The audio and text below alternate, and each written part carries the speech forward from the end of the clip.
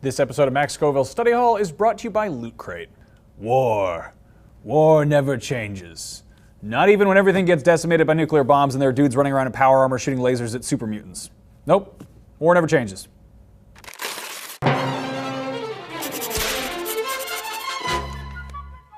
Greetings, one and all, and welcome back to another episode of Max Scoville's Study Hall. I am your host, Max Scoville, and Study Hall is the show where I fire off a bunch of pop culture recommendations in a similar vein to a particular video game. You guys asked for it, so today we're going to do a show about Fallout and talk about some other movies, books, comics, etc. that'll keep fans entertained until Bethesda gets off their asses and announces another sequel.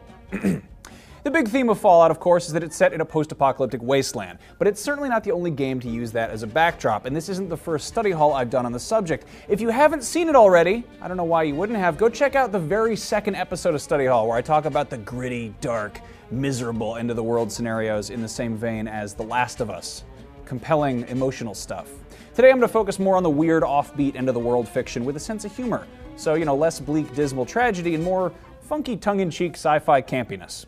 First and foremost, if you're a fan of Fallout and you haven't watched the Mad Max movies, you done goofed, because they pretty much define the post-apocalyptic genre, as well as launching Mel Gibson into the spotlight, for better or for worse. The first Mad Max is less about Armageddon and more about a future when fuel is really scarce and there are gangs of bandits terrorizing the highway. And of course, Mad Max is one of a handful of policemen who's trying to maintain order and get these darn bandits to knock it off. Well, the first Mad Max is kind of like an Australian Dukes of Hazzard crossed with Judge Dredd. Its sequel, The Road Warrior, should be much more familiar to Fallout fans, and it was undeniably one of the bigger inspirations to the series. In The Road Warrior, shit has officially gotten real and everyone's wearing assless chaps and riding around in gyrocopters and killing each other with boomerangs, and it's awesome. After the success of the first two movies, writer-director George Miller was able to secure a sizable budget for a third sequel, Mad Max Beyond Thunderdome. So if Road Warrior was over the top, I don't even know what to call Thunderdome. Tina Turner runs a town powered by pig shit, and a bunch of orphans decide to give Mel Gibson a haircut using a sharp stone. It's a very strange film. Also, The Road Warrior and Beyond Thunderdome were basically recreated in the music video for Dr. Dre and Tupac's California Love. So go watch that. It's good. A couple new things are happening related to Mad Max. One is an official Mad Max game, which I haven't seen enough of to form a solid opinion, but which hasn't exactly gotten me hyped. And the second is a new Mad Max sequel called Fury Road, by way of the original writer-director George Miller. This sounds great, except for the fact that Miller's last three projects were the two Happy Feet movies and Babe, Pig in the City. I don't know how you go from murderous S&M gangs to tap-dancing penguins, but it'll be really interesting to see where he goes next. A couple weeks ago on the Duke Nukem episode of Study Hall, I mentioned a little movie called Hell Comes to Frogtown, where professional wrestler Rowdy Roddy Piper is the only fertile man on Earth, and it's up to him and his seed to impregnate some teens. But oh no, the teens have been kidnapped by mutant frogs. Yeah, if you're into Fallout's weirder moments, then you'll probably appreciate this movie, which I promise is not a porno. Another movie that sounds vaguely like a porno is A Boy and His Dog. No, it's not like that. It's based on a story by Harlan Ellison, and it follows a teenage orphan, played by Miami Vice's Don Johnson, as he wanders the scorched earth looking for food and trying to get laid, which he does with the help of his telepathic dog. It's very likely that the idea of Fallout's vaults was borrowed from A Boy and His Dog, as Don Johnson winds up in one of them where he's forced to impregnate some ladies. Oh my, that's just terrible.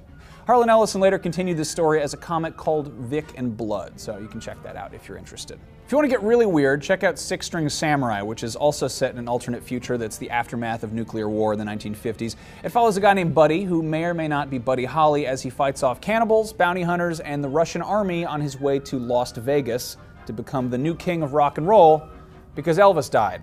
Oh yeah, and Buddy is a samurai, as the title would suggest. It's a weird movie, but it's still not as weird as Zardoz. Yes, Zardoz, the movie about ponytailed Sean Connery running around in a red leather diaper. It's set in the distant future in the year 2293 AD, a time when people worship a big stone head that shouts such wisdom as, "The gun is good, the penis is evil." The movie was made in 1974 AD, a time when all of Earth's air was apparently replaced with weed smoke, because that's the only logical reason I can imagine that this movie got produced. Yeah, man. Movies. There are surprisingly less post-apocalyptic comics than you might expect, but I have a few recommendations for you. Wasteland, for starters, is an ongoing monthly series about an apocalypse following an event called the Big Wet, which left all the coastlines changed and the earth scorched and the seas poisoned and just all kinds of crappiness. It's got all this wacky dystopian antics like slavery and mysterious technology from the past that no one understands because they lost the manuals, and a bunch of nuts who worship the sun and the moon. Go figure. Sweet Tooth, on the other hand, just ended its run at the beginning of this year. It's set in a post-apocalypse where humans have started mutating into animals, sort of.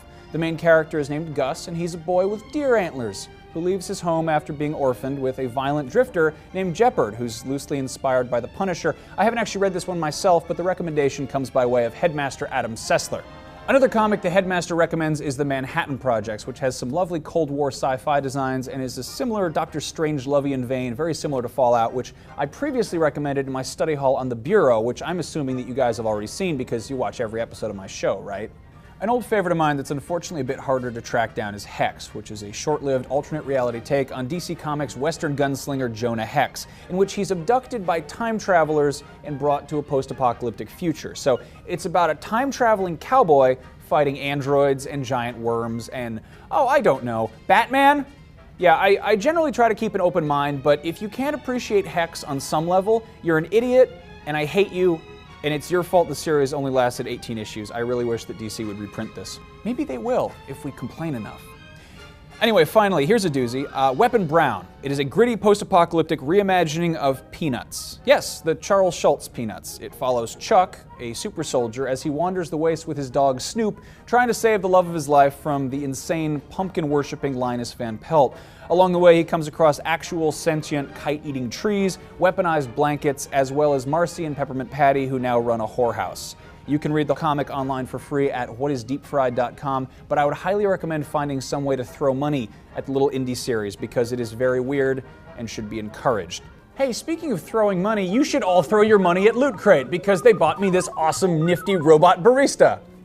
What's Loot Crate, you ask? Well, it's a subscription service for fun little care packages. Every month they will send you a box full of nerdy stuff, and it's a total surprise. This last month's crate, the theme for which was cake, is full of Portal-themed stuff. It's less than $20 a month, shipping included. Members can win one mega crate, randomly selected, and you get this, and it's just a big box full of a bunch of awesome stuff. Going with the cake theme, the mega crate last month had a replica portal gun and the gravity gun from Half-Life. So if you like surprises and would like to get new surprises every month, just head to lootcrate.com/studyhall and sign up for some surprises today. And maybe they'll buy me more robots. And back to the show. If you're looking for some regular non-comic books, the kind with words and no pictures, well, you've got your work cut out for you with the Deathlands series. It was a series of novels set 100 years after the Cold War went nuclear, when the remains of humanity are just a bunch of drug-addled and irradiated savages running around doing awful things. Deathlands has been going since 1988, and it's still going. The 112th book in the series was released earlier this month, and there's another one coming out in November, so check that out. I know a lot of people's first exposure to Fallout was Fallout 3. That was actually my first exposure too. And that was, of course, a huge, massive shift for the series, as the previous two games were third-person isometric turn-based RPGs, which is a little bit different from what Fallout 3 is. And it can be an adjustment for fans of the newer games to go back and check out the originals, but it's definitely worth doing. Before Fallout, there was Wasteland, which was released way back in 1988, and when the original Fallout game showed up, it was actually pitched as a spiritual successor to Wasteland, which kind of got overshadowed over the years by Fallout's success. But now, 25 years later, a sequel is finally in the works to the original Wasteland, thanks to Kickstarter. There's no hard release date yet, but it'll be going into beta next month, so if that slipped under your radar, it's worth checking out, or at least paying attention to until it's possible to check it out. Finally, there are a couple of Fallout fan films that people have been making, including the rather adorable Nuka Break web series about a dude who really likes soda, even though the world ended. And more recently, there's the really intense Fallout Lanius, which is all about the origin of the main antagonist in Fallout New Vegas. It kind of just looks like 300 intense. I mean, they're actually intense, but it's intense too. Anyway, that's about all the time we have and all the dumb suggestions I have for you guys. I hope you liked this episode. It took a lot of research, but I had a lot of fun. If you're new to Study Hall, go back and watch the earlier episodes, please. Please just go check them out. I'm having a blast with this show, and if you guys are into it too, you should spread it around. I hate it when YouTubers say this kind of stuff, but go show it to your friends. Put it on Facebook, on Twitter, on Google+, on Instagram, on BuzzFeed, on Tumblr, on DeviantArt, whatever else you want to put on. Just spread it around. Spread the love. Anyway, normally here's the part of the show where I say, did I forget something? Let me know in the comments, and you can still do that, of course, but next week I think we're going to do another Q&A episode. So you guys should leave your questions in the comments, and I will answer them next week. They can be about games, or movies, or music, or me, or whatever the hell you want. Just go ahead, pretend it's a form spring. You kids like form springs, right? Anyway, there's the bell. I'll see you guys next time. Remember, tunnel snakes rule.